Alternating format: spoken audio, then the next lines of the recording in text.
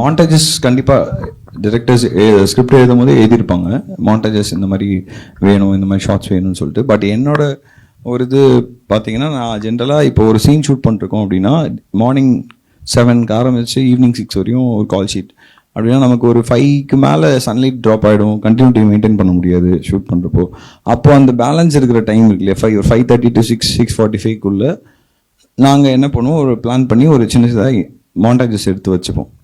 So அதை வந்து over இப்போ 50 days ஷூட் பண்ணுறோம் அப்படின்னா மினிமம் ஒரு 30 days அந்த மாதிரி ஏதாவது சின்ன சின்ன ஷார்ட்டாக ஷூட் பண்ணிவிடுவோம்.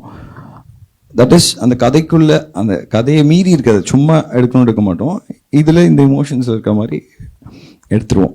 அதை எடுத்து கட் பண்ணுறப்ப தான் அங்கே சேதுபதியோட நான் ராஜான்னு ஒரு பாட்டு இருக்கும் இல்லையா, அந்த பாட்டு நெஞ்சுக்கு நீதியில் வந்து ஒரு செகண்ட் ஹாஃபில் ஒரு போர்ஷன் வரும். அவங்க ஒரு சர்ச் நடக்கும், அதில் வர ஷார்ட்ஸ் எல்லாமே இந்த மாதிரி ஷூட் பண்ணது தான்.